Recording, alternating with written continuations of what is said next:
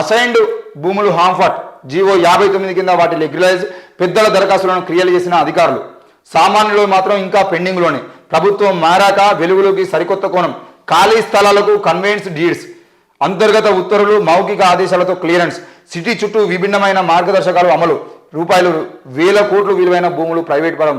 Assigned పేరుతో GO 59 కింద దరఖాస్తు చేసుకునేందుకు సామాన్యులకు నో చెప్పిన ఆఫీసర్లు అదే సంపన్నుల అప్లికేషన్లు మాత్రం దగ్గరుండి పరిష్కరించారు.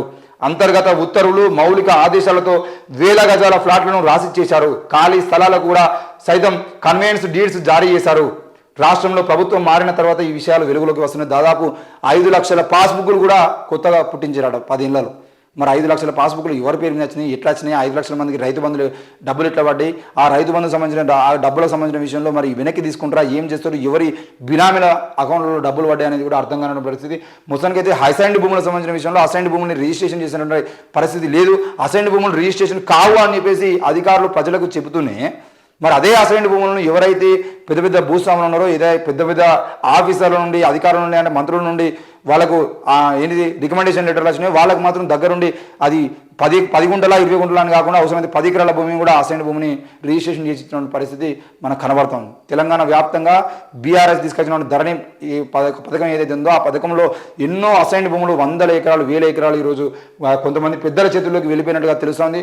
ఇదే విధంగా మ్యాప్ మనం చూసినట్టు దాదాపు 50-60 ఎకరాల భూమి ఈరోజు అసైన్డ్ భూములు ఒకరి పేరు మీదే అంటే మారినాయి. అని అంటే ఈరోజు ఎట్లా మారినాయి, ఎందుకు మారినాయి, అధికారులు ఏం చేస్తున్నారు అంటే కేవలం డబ్బులు తీసుకోవడము, పై స్థాయి అధికారి చెప్పిండా, లేదంటే మినిస్టర్ చెప్పిండా, మంత్రి చెప్పిండా, ఎమ్మెల్యే చెప్పిండా, ఎంపీ చెప్పిండా అని చూసుకోవడము, చూసుకొని వాళ్ళకు రిజిస్ట్రేషన్ చేయడము. సాధారణ ప్రజలు పోతే అసైన్ భూములు ఎక్కడ రిజిస్ట్రేషన్ అయితే బయటకు అని చెప్పేసి వాళ్ళని బెదిరించడం ప్రయత్నం చేస్తున్నారు. మరి ఇట్లాంటి అధికారుల మీద చర్యలు ఉంటాయా లేవా అనేది కూడా అర్థం కాని పరిస్థితి. ఇకపోతే మంత్రి Damodara Rajanarasimha Facebook account hack అయింది. పలు పార్టీల పోస్టులు షేర్ చేసినట్లు హ్యాకర్లు షేర్ చేశారట. మెసేజ్లకు స్పందించదని చెప్పేసి మినిస్టర్ అంటున్నాడు.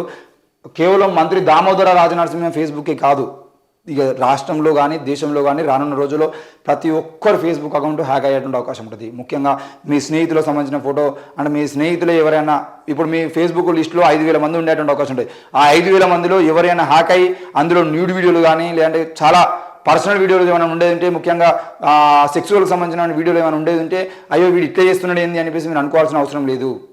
తప్పకుండా ఆ అకౌంట్ని వెంటనే రిపోర్ట్ కొట్టి, చాలామంది అట్లాంటి కనబడగానే అన్ఫ్రెండ్ చేస్తున్నారు. అన్ఫ్రెండ్ చేయడమే మాత్రమే కాదు, వీలైతే వాటి మీద మీరు ఒక రిపోర్ట్ కొట్టి అందులో ఎందుకు రిపోర్ట్ కొడుతున్నారు అనేది క్లియర్గా మెన్షన్ చేసి ఆ అకౌంట్ని బ్లాక్ చేయండి. బ్లాక్ చేసింటే వెంటనే వాటికి సంబంధించిన విషయంలో వాటిని రిపోర్ట్ తీసుకొని అవి బ్లాక్ చేస్తారు ఫేస్బుక్ వాళ్ళు. అలాగే మీ ఫేస్బుక్లో కూడా జాగ్రత్తగా ఉండాల్సిన అవసరం ఉంది. వీలైతే పాస్వర్డ్లు మార్చుకోండి. ఎక్కువగా వెబ్సైట్లు కానీ జాతకానికి సంబంధించిన వెబ్సైట్లు రావడము, లేదంటే దీన్ని ప్రెస్ చేయండి, దాన్ని ప్రెస్ చేయండి అని చెప్పేసి అందులో వచ్చిన వార్తలు ఏమైనా ఉన్నాయంటే, లేదంటే మీ జాతకం ఎలా ఉంది, రాబోయే రోజుల్లో మీరు ఎలా ఉంటారు, మీకు నచ్చిన హీరో ఎవరు, మీరు ఏ హీరోలా ఉంటారు, మీకు ఏ పాట అంటే ఇష్టం అని చెప్పేసి ఇట్లా అంటే ఏదో ఒక గేమ్ లాంటివి అందులో పెడితే మీరు దాన్ని క్లిక్ చేసి మీ డేటాని ఎదుటి వాళ్ళకి ఇచ్చేటువంటి ప్రయత్నం చేయొద్దు. దయచేసి సోషల్ మీడియా వాడుతున్నటువంటి వాళ్ళందరూ కూడా జాగ్రత్తగా ఉండాల్సిన అవసరం ఉందని చెప్పేసి తెలియజేస్తున్నాం.